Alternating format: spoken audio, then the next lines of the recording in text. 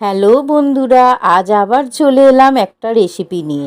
তোমরা প্রথম থেকে শেষ অবধি দেখো, খুব ভালো লাগবে। তো চলো শুরু করি।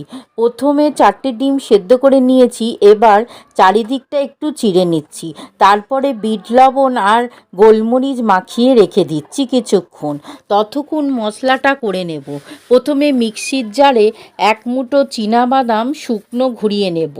তারপরে একে একে দিয়ে দিচ্ছি ঝাল অনুসারে কাঁচা লঙ্কা, আমি 6টা দিয়েছি, কিছুটা আদা, 8 কোয়া রসুন, 1.5খানা পেঁয়াজ আর সামান্য জল দিয়ে একটা মিহি পেস্ট বানিয়ে নেব।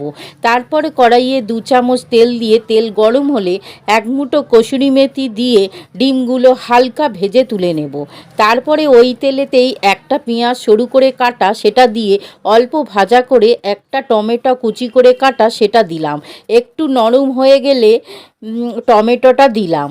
তারপরে যেটা বেটে রেখেছিলাম সেটা দিয়ে ভালো করে কষাতে হবে তেল ছেড়ে যাওয়া পর্যন্ত।